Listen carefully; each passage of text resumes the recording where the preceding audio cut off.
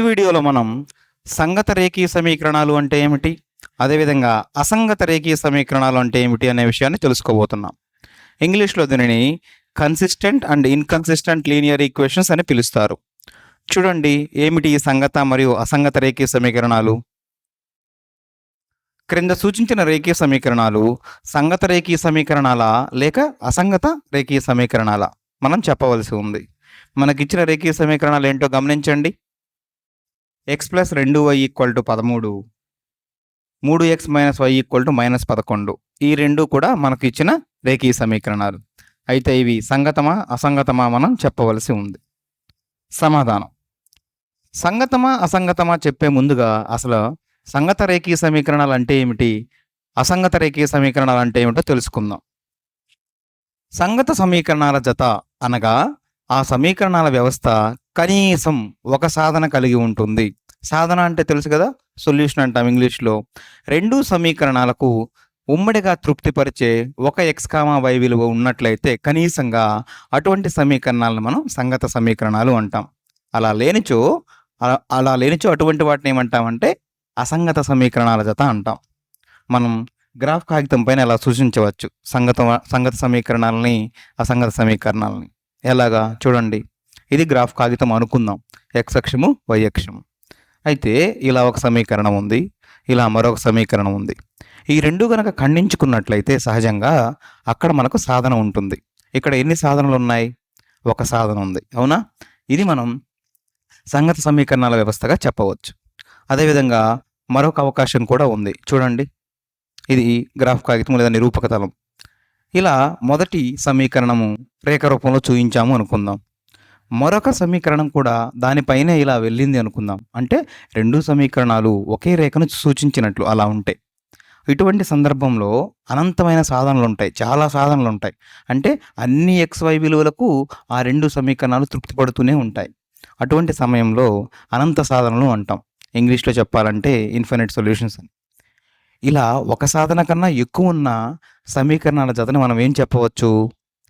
సంగత సమీకరణాలు అని చెప్పవచ్చు, అవునా? ఎందుకంటే ఇక్కడ కనీసం ఒక సాధనైనా ఉంది కాబట్టి. అలా కాకుండా ఒక సాధన కూడా లేదు అనుకుందాం. అది ఎలా ఉంటుందో చూడండి. ఇలా, ఇది గ్రాఫ్ కాగితం, అవునా? ఇలా ముందు ఒక రేఖీయ సమీకరణాన్ని మనం రేఖ రూపంలో గీసాము. మరొక రేఖీయ సమీకరణాన్ని గీసినప్పుడు ఇలా రెండు సమాంతరంగా వచ్చాయి అనుకుందాం. అంటే దాని అర్థం ఏమిటంటే అవి ఎప్పుడు ఖండించుకోలేదు అంటే అక్కడ సాధనలు లేవు. సాధన లేనప్పుడు అటువంటి సమీకరణాల జతను ఏమంటామంటే అసంగత సమీకరణాలు అంటాం. అంటే సాధన ఉంటే సంగత సమీకరణాలు, సాధన లేకపోతే అసంగత సమీకరణాలు. తెలుసుకున్నాం కదా మనం నిర్వచనం. ఇప్పుడు మనకిచ్చిన సమస్యను సాధిద్దాం. ముందుగా ఇచ్చిన సమీకరణాలు రాసుకోండి. x + 2y = 13, అవునా?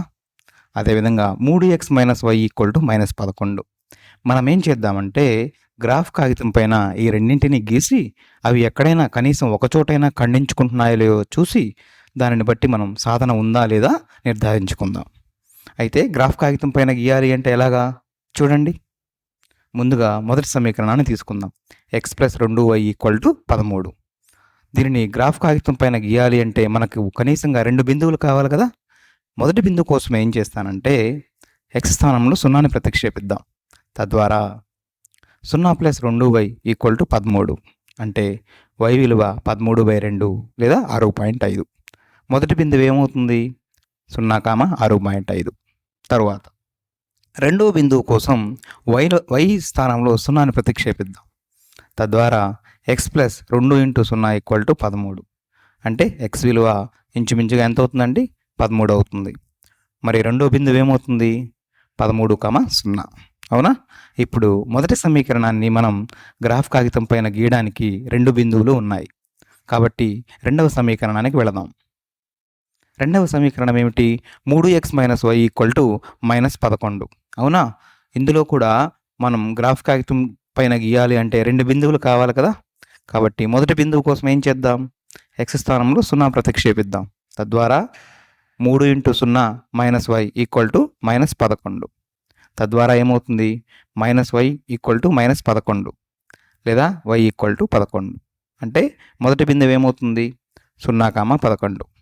తరువాత రెండవ బిందువు కోసం y స్థానంలో 0 ప్రతిక్షేపించండి. ఈసారి ఏమవుతుంది? 3 into x minus y equal to -11. తద్వారా 3x ఈక్వల్ టు -11. అంటే ఎక్స్ విలువ -11/3 లేదా ఇలా రాయవచ్చు. -11/3ని మనం 3.66గా తీసుకుంటే రెండవ బిందువు -3.66, 0. ఇప్పుడు రెండు సమీకరణాలను మనం గ్రాఫ్ కాగితం పైన గీయడానికి ఆయా బిందువులు ఉన్నాయి కదా, గీసి చూద్దాం ఏమవుతుందో, ఖండించుకుంటాయో లేదో. ఇది గ్రాఫ్ కాగితం. x, y అక్షాలు ఇలా ఉన్నాయి. మొదటి బిందువు కోసం పట్టికను తయారు చేసుకుందామా? ఇది x, yలు అవునా. మొదటి బిందువు ఏమిటి? 0, 6.5. ఇది రెండవ బిందువు ఏమిటి? 13, 0. ఈ రెండింటిని కలుపుతూ రేఖ గీయండి. ఇది రేఖ. మరి రెండవ సమీకరణానికి సంబంధించిన బిందువులు చూడండి. మొదటి బిందువు ఏమవుతుంది? రెండవ సమీకరణానికి 0, 11. అదేవిధంగా రెండవ బిందువు ఏమవుతుంది? -3.66, 0. మరి ఈ రెండింటిని కలుపుతూ మరొక రేఖ గీయండి. ఈ రెండు ఖండించుకున్నాయా? ఖండించుకున్నాయి. చూడండి, ఎక్కడెక్కడ ఖండించుకున్నాయో కూడా మీరు చెప్పవచ్చు. చూడండి, ఎక్స్ విలువ ఎంత, వై విలువ ఎంత కూడా మనకు తెలుస్తుంది గ్రాఫ్ నుంచి. ఎక్స్ ఎంత? -1.2, వై విలువ 7.2. దీని అర్థం ఏమిటంటే ఎక్స్ -1.2 మరియు వై 7.2 అయినప్పుడు రెండు సమీకరణాలు కూడా తృప్తి చెందుతాయి. మీరు అది స్వయంగా ప్రయత్నించి చూడండి. ఇటువంటి విలువలనే సాధన విలువలు అంటాం. అయితే ఖండించుకున్నాయి కాబట్టి ఇచ్చిన రెండు సమీకరణాలు సాధన ఉంది. ఖచ్చితంగా ఆ రెండు సమీకరణాలు కూడా సంగత సమీకరణాలే. ఈ వీడియోలో మనం ఏం నేర్చుకున్నాం? సంగత సమీకరణాలు మరియు అసంగత సమీకరణాలు అంటే నిర్వచనం తెలుసుకొని ఒక ఉదాహరణ కూడా చేశాం.